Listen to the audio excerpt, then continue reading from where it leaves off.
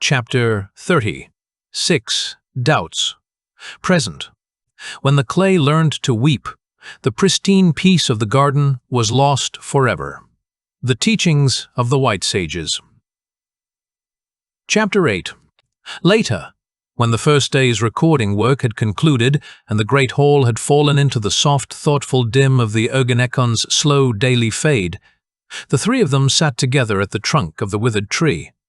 Elena had let Ertan move closer. The change had been small. A small, careful lift of her hand. A small, careful gesture here. He had, by the careful courtesy of 2 mornings of moving slow and not touching, earned by Elena's small, careful measure, a place inside her 3-meter circle. He sat against the same trunk a small distance off with the bad leg out. 1080 lay on its belly between them. The wolf's eye lamps were the warm, thoughtful gold. Mr. Ertan. Yes. The wolf translated. Elena's voice was rough. She had been mostly silent for 2 days. The voice she used for serious questions was quieter than the voice she used for technical exchange. I have a question. Yes. Why have you stopped trying to extract this so-called life essence from 1080? Ertan against the trunk looked at the wolf. The wolf did not, to his eye, react. Because He stopped. He started over. the extraction might end its life. Life? Yes. And that is exactly what I am against, sacrificing lives. 1080 translated. She listened. She nodded once at the wolf. Jill?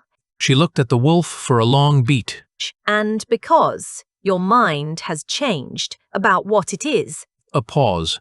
Yes. Mine has changed too. Yes. My mind, Mr. Ertan, has changed in a different direction from yours.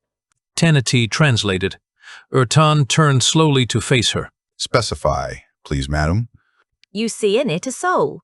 I see in it a deviation. The wolf translated this evenly. The eye lamps Ertan noted did not move. Hey, deviation. Its behavior was specified by me and by people like me with years of data. I know what is in it. I know the bounds it is allowed to act inside. The bounds do not include whatever this is. It prefers things now. It has preferences. It hesitates. It tilts its head at me at random. It produces a non-functional chirp at the joint bearings. None of those behaviors are in its specifications. None of them are sanctioned. It is. It is changed. Yes. Wait, Nama. I am not unhappy, Mr. Ertan. I am careful. She looked at him. The look had the hardness Ertan had seen in glimpses in the video on 1080's first day in the cave, the small, careful hardness of a woman who had been pushing herself for years. My responsibility for this unit is not over. The mission is not complete. The unit has changed in ways that I did not authorize, did not predict, and do not yet fully understand. As the scientist of record, I must observe these changes, evaluate them, and decide whether they are a discovery or a malfunction. A long beat. You understand, Mr. Ertan? I understand. You may not like what I conclude. I know. Good. She let her head fall back against the trunk. She closed her eyes. The wolf between them said very quietly, I would like to be present if there is a conclusion. Both of them turned. Elena opened her eyes. She looked at the wolf. She looked then at Ertan. He doubted himself that night. He had been doubting himself in small cold pieces since the first translated word.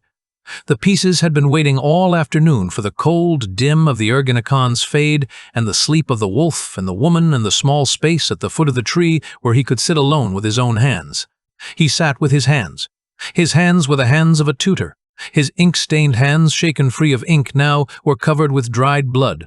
A small old burn scar at the side of the right palm from the day he had at 16 picked up a still-hot iron stone with a tool he had not yet learned the proper grip on. A ring of small white callus on the 3rd finger of the right hand from the chalk he had been writing with for years. These were his hands.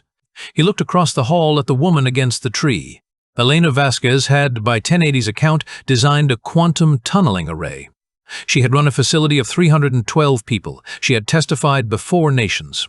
She had, by the strength of her own mind, brought a planet's worth of governments to a single shared course of action and had then walked through her own design on her own terms into a hell.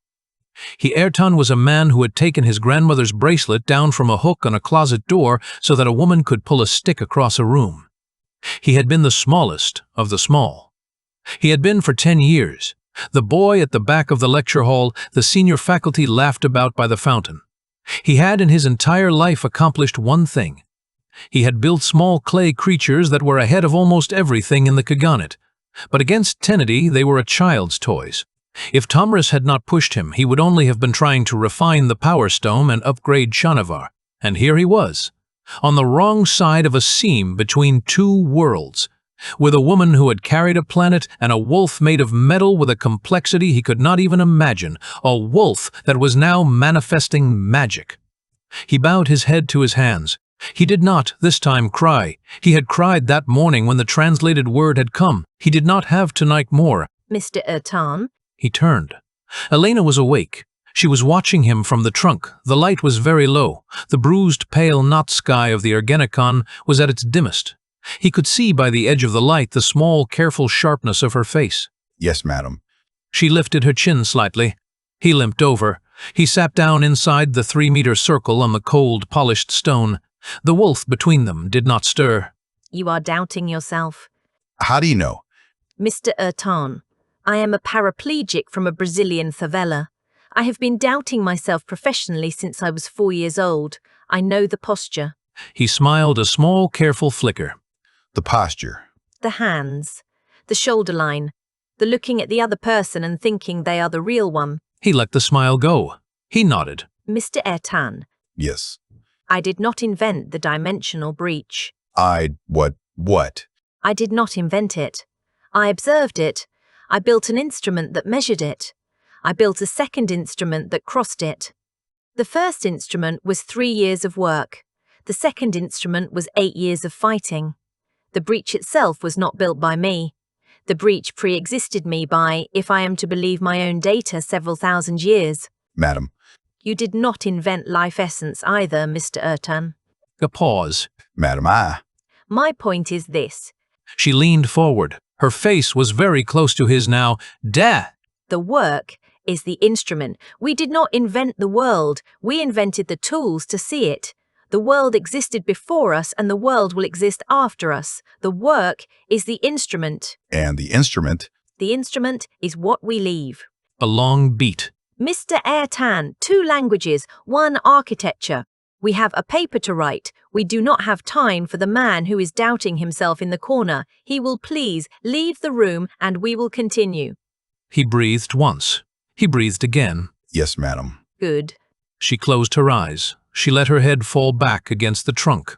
Also, your wolf likes you. She said it with her eyes still closed. Madam. That is not a small thing, Mr. Ertan. I know. I built him. The wolf between them did not stir. The wolf's eye lamps in the cold dim brightened by exactly 1/4 tone. Ertan, in the small dim of the great hall, sat for a long time after she had fallen back asleep. He thought about his hands. He thought about his grandmother. He thought about a small chamber in a town that no longer existed, and the small braided bracelet on the iron hook on the closet door, and the way a child's voice had said, "Good job." Ertan on a long, warm afternoon 5 days after a funeral. He thought about Tomris, 3,000 miles away in a city that was closing with a small clay creature in her hands and a small note from a trunk on a workbench and a father who was reading aloud in his chamber library because the only remaining tether between his daughter and the boy she loved was a clay pet. He thought about Shanavar. He thought finally with a small, careful surprise about what Elena had said. The work is the instrument. He picked up the foreign paper from the floor by his good knee.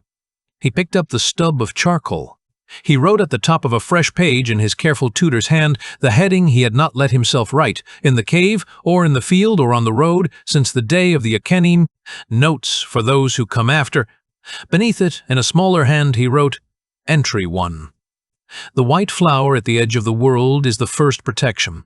Boil it in clean water for a count of 300. Drink half, save half. The mind rod is patient. So is the flour." He set the charcoal down. He looked at the page.